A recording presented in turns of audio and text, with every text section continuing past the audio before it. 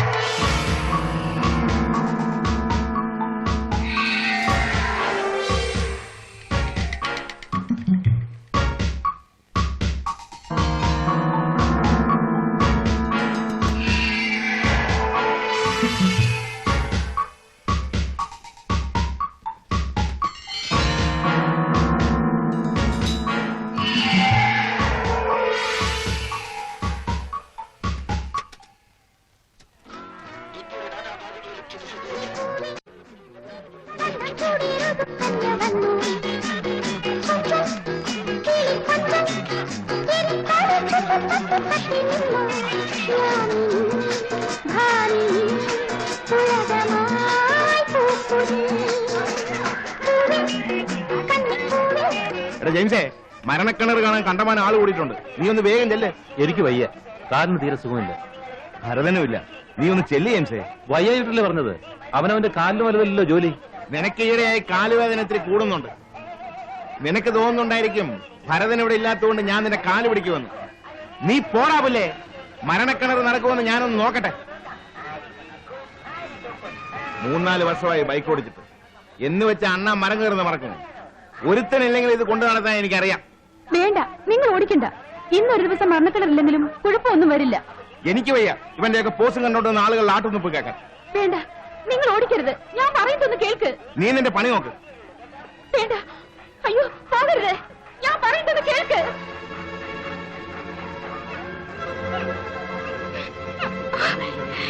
ഭരതനല്ല, ഭാര്യ ഓടിക്കുന്നത്. മനസ്സിലായി. രണ്ടുപേരിൽ ഒരാൾ ഇല്ലാതാവണം. എങ്കിലേ നമ്മൾ ജീവനോടെ ഇരിക്കൂ. ഇല്ല, ഞാൻ സമ്മതിക്കില്ല.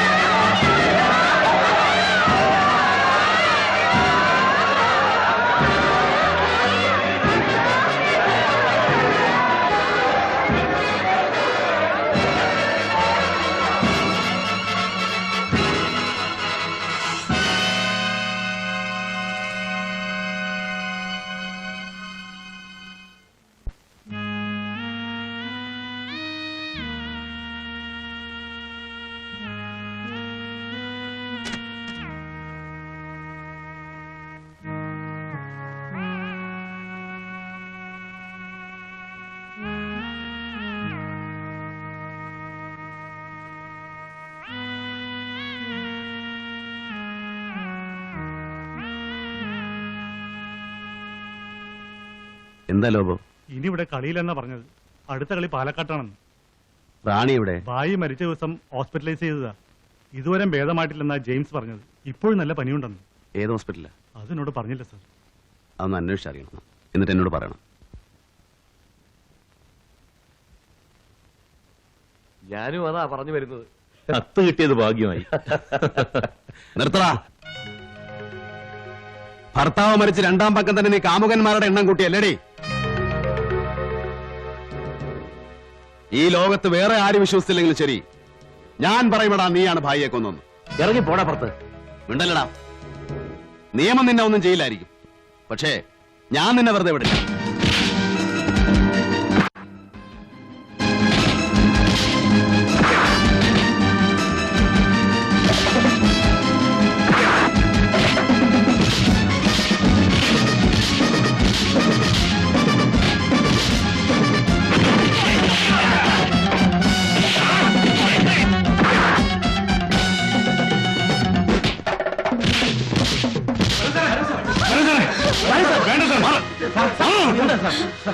നിന്റെ അന്തി എന്റെ കൈ കൊണ്ട് തന്നെ ആയിരിക്കൂടാ. നീ നോക്കി വെച്ചോ കൊള്ള കാഫറെ.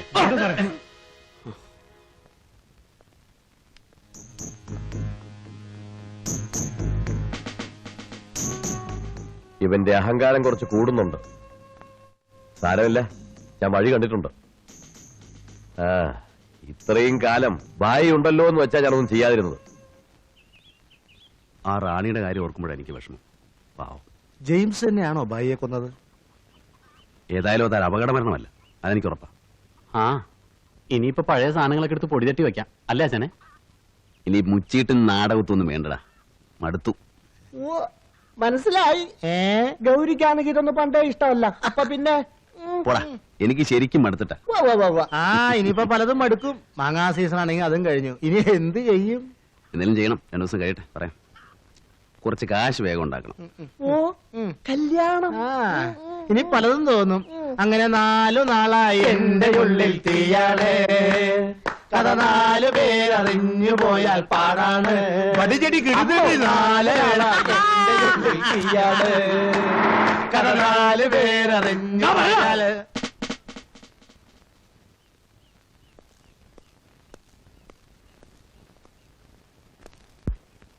തന്നെ അറസ്റ്റ് ചെയ്യാൻ വന്നാ. എന്താ ചേട്ടാ കാര്യം? കാർണിവലിൽ വെച്ച് ജെയിംസിനെ കൊല്ലാൻ ശ്രമിച്ചത് 1ാമത്തെ ചാർജ്. അടുത്ത ചാർജ് യൂണിഫോം ഇട്ട പോലീസ് ഉദ്യോഗസ്ഥനെ കയ്യേറ്റം ചെയ്തു. തക്കതായ കാരണമില്ലാതെ ഇത് സംഭവിക്കില്ലെന്ന് എനിക്കറിയാം. പക്ഷെ ഞാൻ എന്ത് ചെയ്യാനാടോ?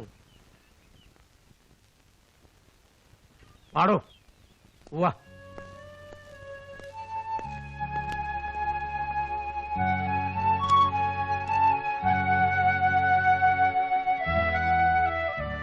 ഞാൻ പോയിട്ട് വരാം.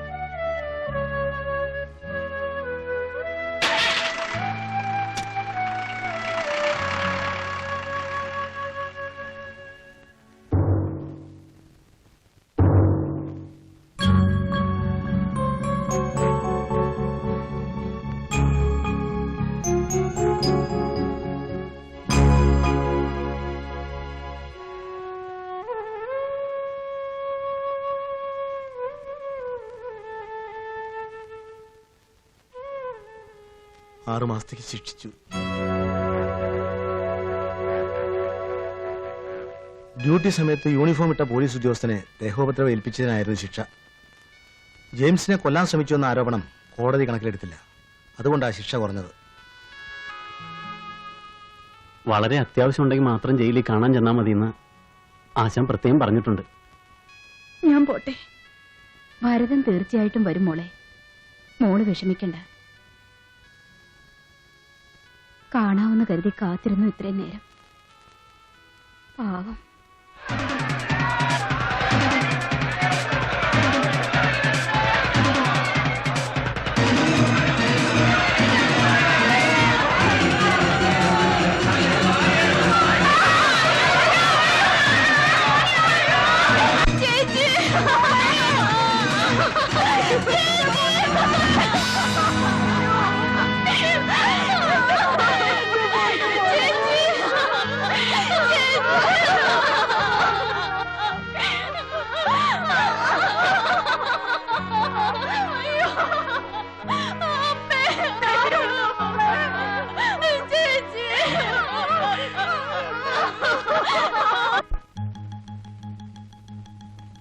കോടതിയിൽ നിന്ന് ഞങ്ങൾ വീട്ടിൽ ചെല്ലുമ്പോൾ വിധി അറിയാൻ വേണ്ടി അവിടെ കാത്തുവെപ്പുണ്ടായിരുന്നു. വിധി അറിഞ്ഞ് വല്ലാതെ വിഷമിച്ചാ ഗൗരി പോയത്. രാത്രിയായപ്പോൾ കുഞ്ഞുലക്ഷ്മി അമ്മ ഗൗരി എത്തിയില്ലെന്ന് പറഞ്ഞ് വീട്ടിൽ ആളെ അയച്ചിരുന്നു. അറിയാവുന്നിടത്തൊക്കെ അന്വേഷിച്ചു നോക്കി. പിന്നെ നേരം വെളുത്തപ്പോൾ കേട്ടത് പറമ്പിന്റെ മൂലയ്ക്കുള്ള മാവിൽ തൂങ്ങി മരിച്ച നിലയിൽ കണ്ട ഗൗരിയുടെ ശവത്തെക്കുറിച്ചാ. രാത്രി എന്താ സംഭവിച്ചതെന്ന് ആർക്കും അറിയില്ല. ആത്മഹത്യയാണെന്ന് പോലീസുകാരും അല്ലെന്ന് കുഞ്ഞുലക്ഷ്മിയമ്മയും വീട്ടുകാരും ഒരുപോലെ തറപ്പിച്ച് പറയുന്നു. നമ്മളന്ന് സ്റ്റേഷനിൽ വെച്ച് കണ്ടില്ലേ ആ ഡോക്ടർ മോഹൻ? അയാളാ പോസ്റ്റ്മോർട്ടം ചെയ്തത്. ആത്മഹത്യ തന്നെയാണെന്ന് അയാൾ തറപ്പിച്ചാ പറഞ്ഞത്. പോവാ.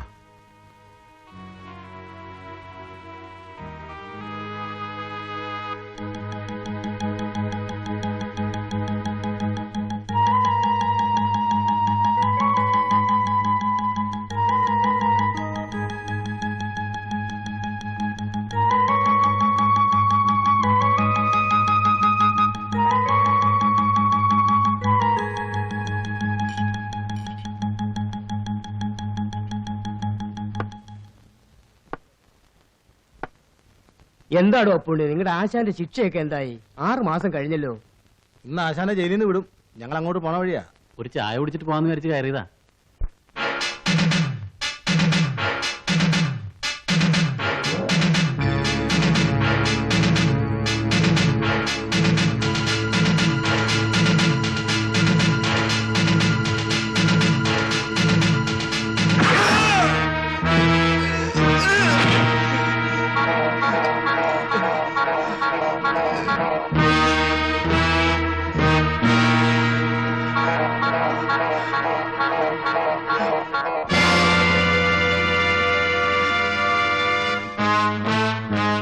പറയടാ, ഗൗരി എങ്ങനെയാ മരിച്ചത്? ആത്മഹത്യയായിരുന്നു. ഇല്ല, അവൾ ആത്മഹത്യ ചെയ്യില്ല. എന്നെ ഒന്നും ചെയ്യല്ലേ. നീ പറയില്ലല്ലേടാ. സിദ്ധു, ഒഴുക്കി പറ്റോളൂ. വേണ്ട വേണ്ട.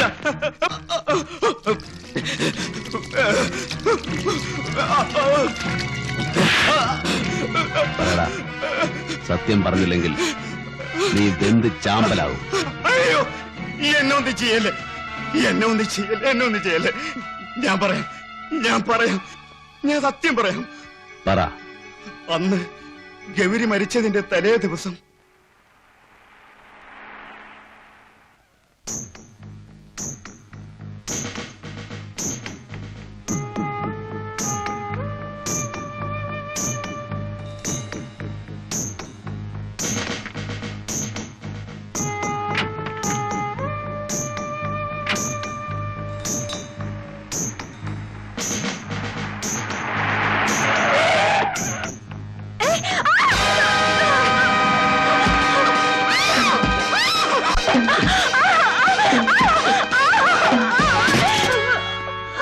അന്ന് നീ സ്റ്റേഷനിൽ നിന്ന് രക്ഷപ്പെട്ടു.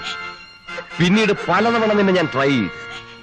അപ്പോഴൊക്കെ നീ ഒഴിഞ്ഞു മാറി. നിന്നെ കേസിൽ നിന്ന് ഒഴിവാക്കി തരാമെന്ന് പറഞ്ഞിട്ട് നീ വഴങ്ങിയില്ല. ഇന്ന് നീ രക്ഷപ്പെടുന്ന എനിക്കൊന്ന് കാണണം. 1 രൂപ മുതൽ മേൽപോട്ട് ആര് തന്നാലും തുണി ഉരിയുന്ന നിനക്ക് എന്നോട് മാത്രം ഒരു പാതിവൃത്യം അല്ലടി?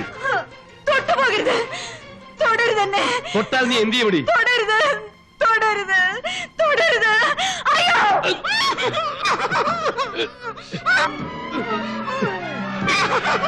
ഇനി മിണ്ടരുത്, മിണ്ടരുതെന്നാ പറഞ്ഞത്.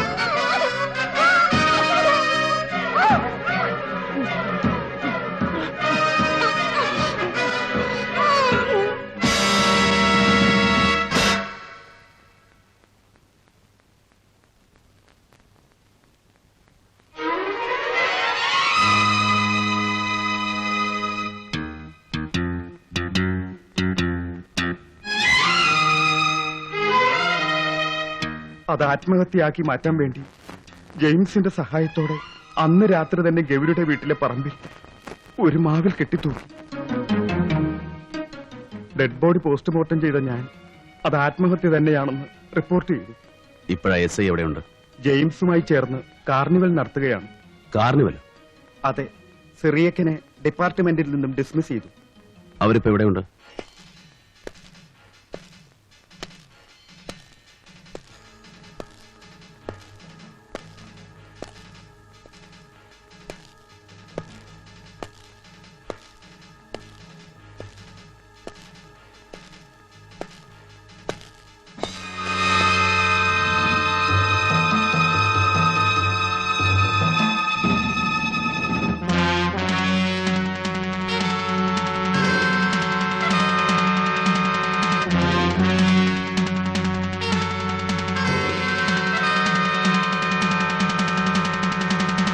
സിദ്ധു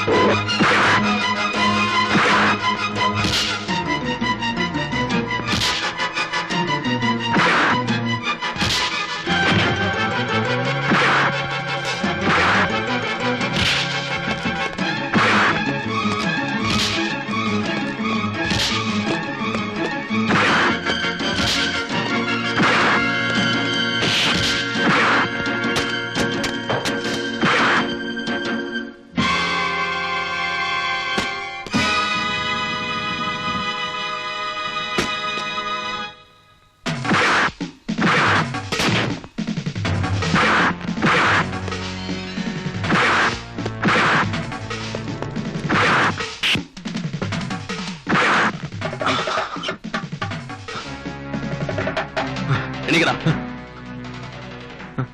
എടുക്കടാ വണ്ടി എടുക്കോ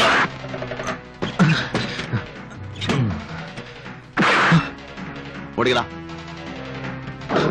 ഓടിക്ക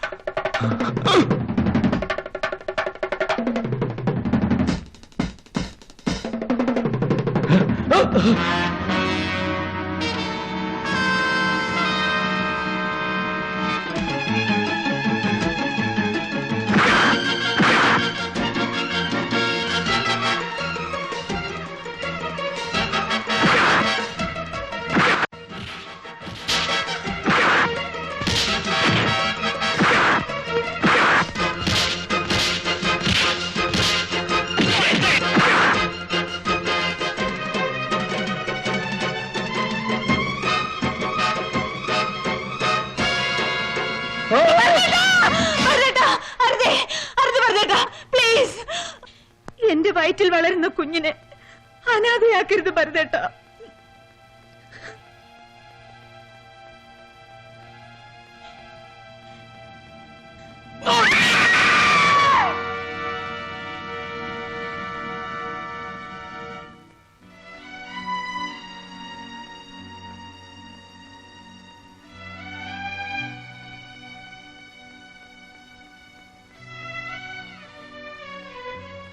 ആരോരുമില്ലാത്ത എന്റെ പ്രായത്തിലുള്ള ഒരു പെൺകുട്ടിക്ക് ഏറെ ഒന്നും പ്രതീക്ഷിക്കാനില്ല. പിടിച്ചു നിൽക്കാനാവില്ലെന്ന് ഉറപ്പായപ്പോൾ ഞാൻ കീഴടങ്ങി. ഈ മനുഷ്യൻ ഇന്ന് എന്റെ ഭർത്താവാണ്.